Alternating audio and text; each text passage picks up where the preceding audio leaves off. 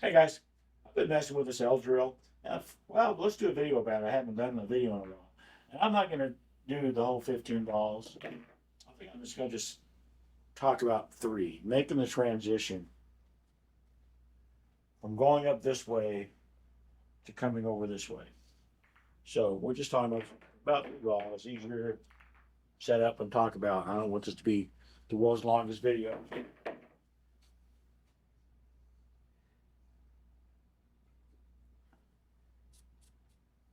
There are problems that you can run into shooting this that might not really seem like a problem unless you've shot it before. There are things that can absolutely stop even being able to complete the drill. And obviously, missing a shot would do that to you. But I'm not talking about that. I'm talking about just little stupid angles that are just a little bit wrong. Now, the Filipino way to shoot this, would be always cut the ball a little bit to the left. A little bit to the left. Draw back, cut the next ball, a little bit to the left. I always do that. That's the Filipino way to do it. It's not usually the Dave way to do it, but we'll give it a try here. So there was a problem, right? Hit the ball. You're not allowed to hit a ball. That was embarrassing to do it first thing, but that's okay. So cut it just a little bit to my left. Make sure I draw back this time. This time I'm cutting it more than a little bit. This is okay in this situation. Because as long as I can miss that 5, I can use that long rail and come over like that.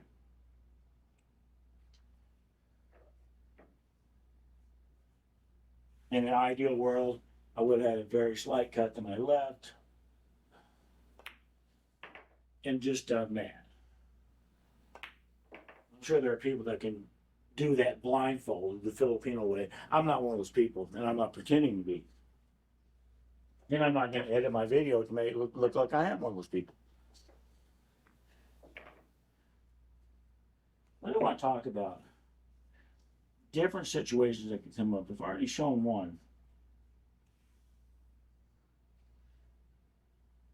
If I get to where I have to cut the 6 too far to my left, and this still isn't very far, like I'm lined up about for the point now, straight in shot. If I touch the 9, that's in the drill. So there's very little margin for error in shooting the shot this way. I'm trying to get that slight cut to the left. Very little margin for error. If I get perfectly straight in, arms are perfectly straight in, I can do that. When I'm making this transition around the corner like I just did basically, I can just draw straight back and then cut the 9, come over like this. What if that wasn't the way I was? What if I hadn't made that curve yet? Now I'm straight in on the 1. Obviously, I can't draw back. If I draw back and try and hope to get the perfect angle on the 6, that's not good. So don't draw back and get the perfect angle on the 6 is what I'm getting at. On a shot like this, when you're working up this way, there's a few things you can do depending on the angles that you get. If I get straight in, perfectly straight in, then I have to drop back to this rail and try to bounce out and get a better angle on the next ball. I can't just draw straight back. If I draw straight back to where I'm at, I can't shoot the 6 without touching the 9. Don't want to do that. So you have to shoot it. If I'm perfectly straight in, like that, and give myself a better angle. Now this angle that I have right now is another one of those potential pitfalls. It's a slight cut to my right this time. I'm lined up, well, for that point this time. In this case, when the balls are up kind of high, I can shoot this with bottom, come over here to this rail, and back out. I can use a little bit of bottom left if I feel like I need to do that too. I don't feel like I need to in this case. I feel like I need to do it with bottom. I come out like that. Now if If I'd been down here instead, and I got that same very slight cut on the 15, and lined up for this point, I don't have that option. Because if I shoot a lot of draw on the shot, odds are pretty good that I'm gonna do that. But I get too straight in on a ball that's down here at this, this end, that's almost in the front. That's almost in the front. The only option that I have on this shot, and it's not much of one, is pound the holy crap out of the 13 and try to bounce off this rail and back out. It's the only option that I have. And some tables, it just can't be done. And some it can. That was almost break speed for me. Believe it or not, it almost was. It kind of had the same angle again though. Lined up for this point. I wanted to get more like this, but it didn't. So now what do? If I had another ball right here that I'm playing shape for, because you do try to go in order, what do I do at this point? I got to try the same thing again. Pound the holy crap out of the 8, bounce off this rail and up. I still can't shoot draw because odds are pretty good I'm going to draw right into this pocket. So try to pound. You cheat the pocket a little bit too. So I'm hitting the 8 to my right side of the pocket, but still have to hit it pretty darn hard.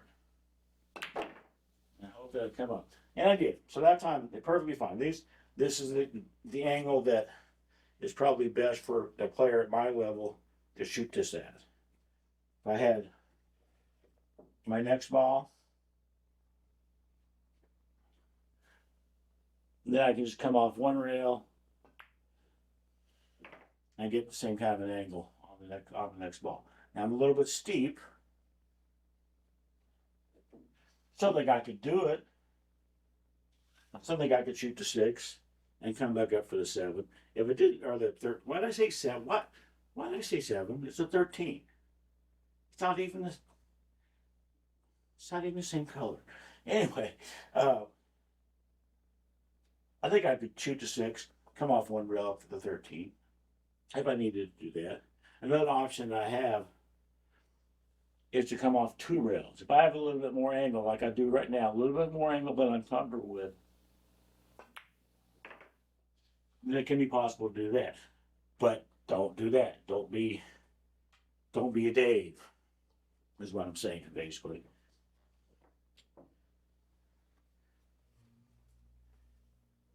Feel like you might be a little bit too steep. You can shoot this 2 rail route. Me, I have a tendency to shoot it too hard. I have a tendency to do that. One of the things you have to watch out for, if I shoot this drill enough, then eventually I'll figure it out, or my inner pool player will figure it out. Hey, idiot, don't shoot this too hard. And I'll end up hitting it better. Let me get to here. So I've talked about, if I have to cut this 13 a little bit to my right, that's no good. Unless I'm very close to straight in. Or to my left. Shit.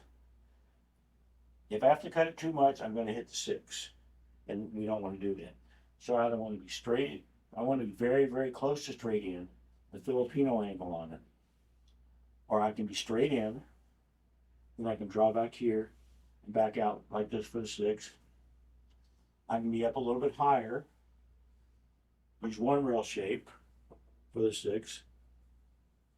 If I'm a little bit higher, I can use 2 rail shape for the 6. The danger zone on this kind of a shot is kind of like a medium cut to my right. It's lined up, again, about for this stupid point. I might be able to draw back. I think I can. I can just draw straight over the side rail with left English this time and come out. for an angle like that. If I had a little bit more of an angle,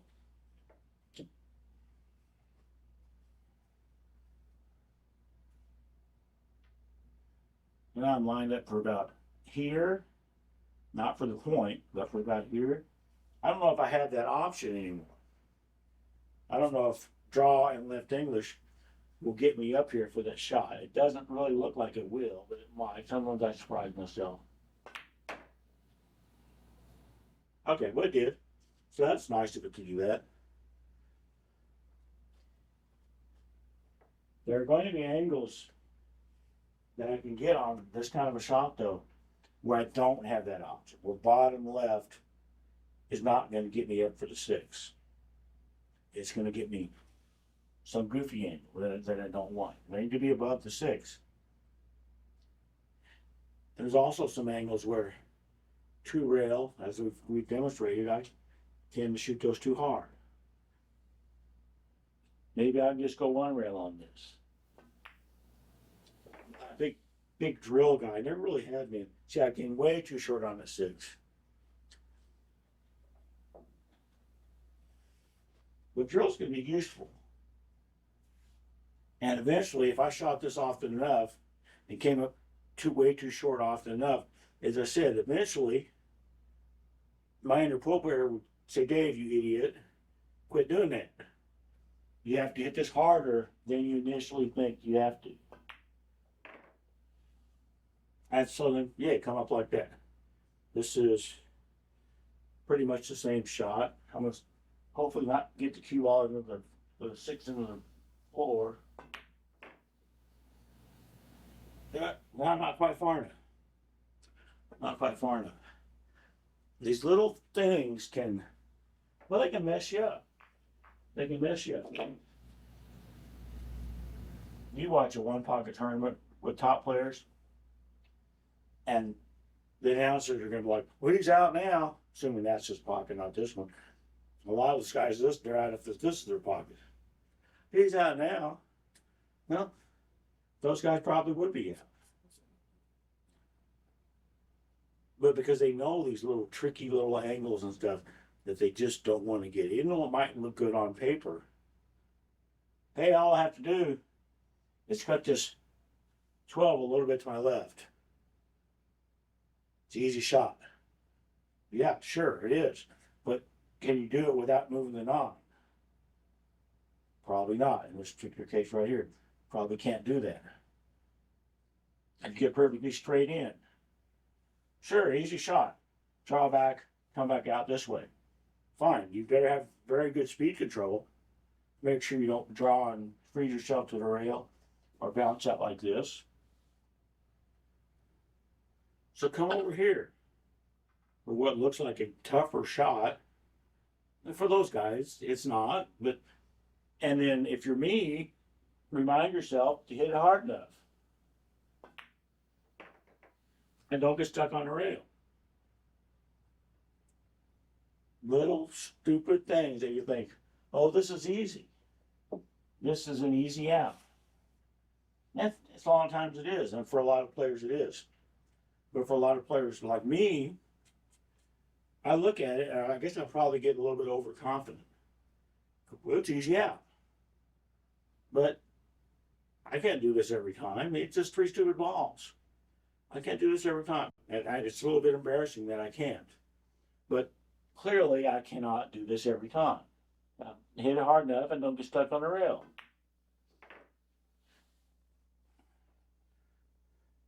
Now do the same thing again. I got the same angle on the 9 I just had on the 6. And that's perfectly fine. Some of the other things you have to watch out for, depending on whether you shoot right-handed or left-handed, you have to watch out for situations where you're stretched. When I shoot this drill in this direction, into that pocket, sometimes I'll mess up. And I'll go, okay, I got the perfect Filipino angle on this 5. Now I got the perfect Filipino angle on this 15. When I got it on the 12, and now I'm all stretched out. I'm decent left-handed, but wouldn't this be a lot easier if I was up here where I could shoot it right-handed? Little things you have to watch out for. You can get, even as a righty, I can get in situations into that pocket where I can be stretched out. I may not be able to think of one off the top of my head. I think it's mostly closer to the pocket over here. And that's still not too bad. Take my word for it. I can get in situations, even right-handed, to where I'm stretched out over the table. Or it's a long distance shot. Neither one of those things are good for trying to get proper angles on the next ball. In this case right here, I'm not that stretched out, but I have to remember to shoot hard enough and come up for the 6 and whatever the next balls are. If you're left-handed, you can also get tied up, get stretched out, make it tougher than it should be. Hey, it's easy out, right? It's not that easy of an out if you're all stretched, or it's not that easy of an out if you've messed up and left the cue ball here instead of here. This little silly things that a lot of people, well, me, I'm going to say, maybe not a lot of people, don't think about until they go wrong. And then you go, crap, I wish I'd have thought about that. This is why not everybody's in the Hall of Fame. This is why I have a practice table. And this is why nobody's ever heard of me. Because I don't always pay attention to those little things. I get into a situation where, oh, that's easy. And then I screw up the first shot or the second angle or something and make it a heck of a lot tougher than it needed to be. These are not good things. And a lot of times they can end in disaster and me losing the game. The game that I should have won because it was easy. Apparently not as easy as I thought it was. Not all the time. Thanks, guys.